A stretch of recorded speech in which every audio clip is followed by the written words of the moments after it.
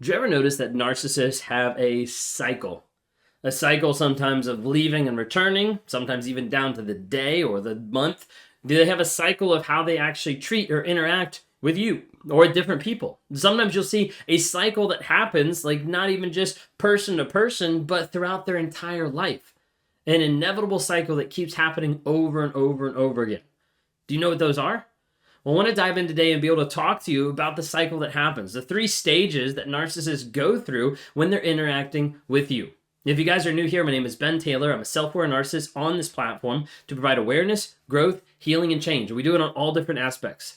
Twitter, Instagram, TikTok, Facebook, YouTube, LinkedIn, all the different platforms under Raw Motivations. Follow us for more. We have like small little nuggets of truth we drop every single day, the longer videos that we drop on YouTube and also on the podcast every single day as well. So check those out. If you're new and you haven't had a chance to be able to get an idea of journaling, feel free to check out the journal that we have on Amazon and also in the link in the bio, From Fantasy to Reality. It's got over 100 prompts in it to start having you question what has actually gone on and the reality that you're living in. Is that currently a fantasy or is that actually truth that you're experiencing? So check that out. We'd love to have you involved with the NARC app. You can go to narcapp.com for courses and community and encouragement for people who are going through the same thing that you're going through. Also, we just released a little while ago our Clarity Challenge. It is a 45-day Clarity Challenge. It is an intensive.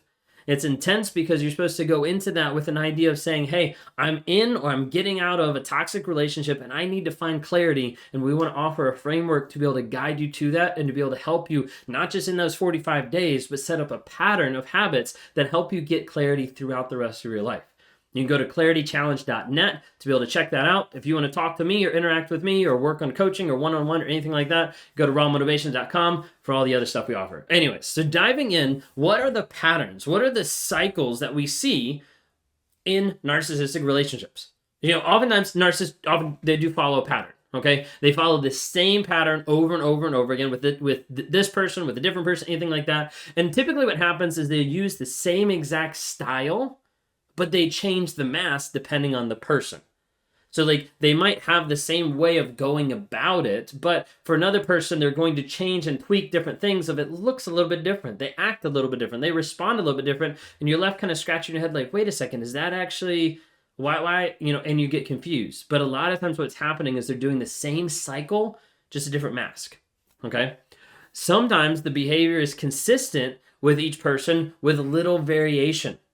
Sometimes there'll be big variations, sometimes there'll be little. We're not talking about other times when the cycle doesn't completely happen, like transitional supply or anything like that, because they normally get shortchanged with at least one of the phases. But that's a whole other thing. You can watch a video on that later, okay? So typically there's 3 stages to narcissistic abuse that perpetuates this cycle that's actually happening.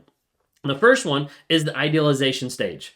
Okay, this starts off with the great connection, like so intense, like they love you so much, and it comes into love bombing. So love bombing is the idea of giving a person overt praise, lots of gifts, like going the full length of the measure. They don't do anything halfway, but everything is like over the top to make you feel like the best and the best thing ever in their relationship, that they're madly in love with you, but it's all for the purpose of manipulation and keeping you stuck in that relationship. What it does is it creates intense relationships. And it creates these intense connections that you're like, wow, we've known each other for a day and we're just like soulmates. Or we've known each other for a week and we're getting married. And the whole aspect of it is it moves typically very, very fast. See, what's happening in the idealization stage is they're building a pedestal. They're building a pedestal built on the compliments that they give to you, and they're placing you on each higher tier as they continue to build it. And as they continue to build you up and up and up, you start to feel like, wow, like I'm the best person ever because how this person's treating me. It often happens very quickly. It often happens very fast. It goes for the first day, like you're together. For the first day, you're in love, or they say the word they love, or, you're talking about marriage within the first week, or you've already moved in together after 5 days. Like, there's a lot of things that happen super fast. And a lot of people are like, whoa, like, I didn't realize it happened that fast. And they think back and like, yeah, it actually did. They'll give you gifts, they'll give you compliments to make you think that they're attracted to you and to lock you in. You start to notice like subtle little hints when they start to guilt trip you for spending time with other people. Because in the idealization phase, you should be spending like all the time together. Comes in different flavors, just trying to give you an idea. Okay? But the idea is it feels like it's the best ever. Sometimes you'll see it in the relationship in the workplace. Maybe you have a narcissistic boss and it feels like it's the best ever, and they give lots of hints of raises, or like something will happen, and something will happen with promotion and all these things, and then nothing actually comes to fruition. Okay? The idealization phase, love bombing, putting you up on a pedestal, like, yes, you're the best person ever. Then we step into the devaluation stage. Sometimes people call it the depreciation stage, because in that moment, your worth has been depreciated from the narcissist. Like, you no longer matter as much. You no longer count as much worth as what they thought that you were worth to start off with. They're like, no, like, you're actually human. I don't really care for you anymore. Like, no, like, you actually did this. So, like, all of a sudden you see it start to switch. Sometimes it's overt and it switches super fast. And you're like, one day they loved me, the next day they hated me. Like, oftentimes we'll have a person that gets wooed all the way up to marriage, they get married, and wedding night, they turn into a monster, because it's completely different at that point, because the chase is over. And as a result, they'll switch the black and white thinking.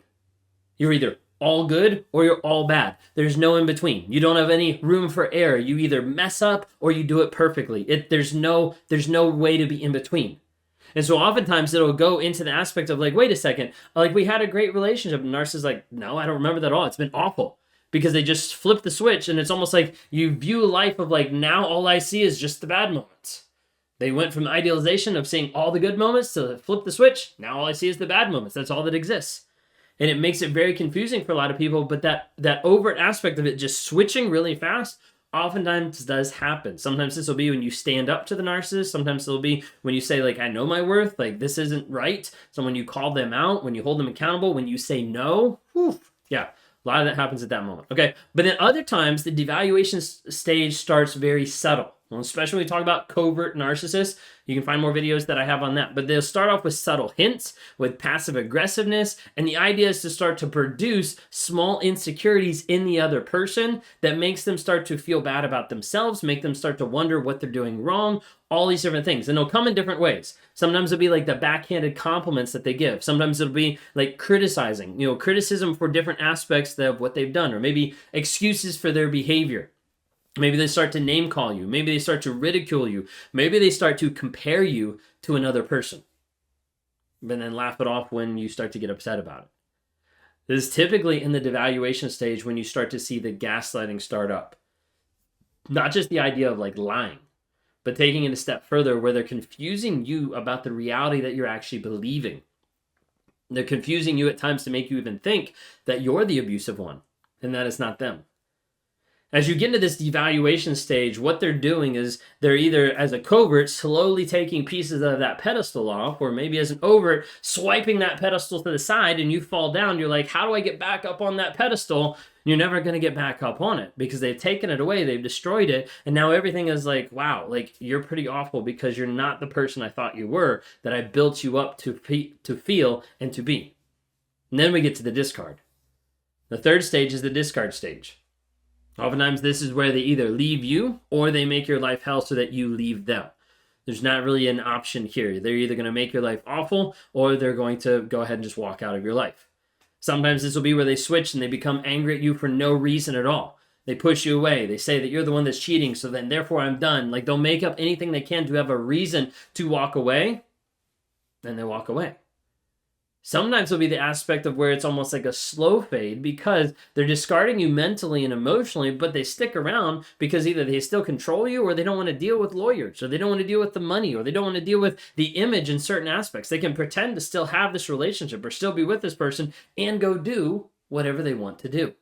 So a lot of times we'll see it happen in different aspects and in different phases. The hard part is the aspect of like them like being in there and being in that relationship and then discarding, like pushing you away, and you're left with a lot of confusing thoughts of like, what do I actually do? Like, what am I supposed to do? How am I supposed to be able to heal or like work through this? Because they've made it so confusing. They've pumped you up, they've started to tear you down, and then they've left you a lot of times to go towards another person. Oftentimes, they'll go to another person and it'll seem like they're just void of any empathy to the destruction that they left behind, because they've walked away from you and they don't look like they care at all. The newsflash for a lot of people that they don't like to hear is the narcissist didn't care at all. And that's the hard piece to be able to process and to take that radical honesty to fruition of like, yeah, no, they actually didn't care, and I need to acknowledge that. If you're with a narcissist today, are you in one of these stages? Maybe you're in the love bombing. Maybe they're passive aggressively starting to come at you or gaslight you. Maybe they're making your life hell. Maybe they've already left. You're typically in one of these stages. I'll be very careful if you can identify which stage you're in to make sure you're taking a good assessment of what's happening and be able to get out. Some of these stages might look different for different people and different types. If you're a transitional supply, this is going to look different. And maybe if you're dealing with a covert narcissist, this might be more gradual, or a closet narcissist. There might be different aspects that are going to be different depending on the person you're with, but it still boils down to the same idea of pump you up, pull you down, get rid of you for someone else that's new.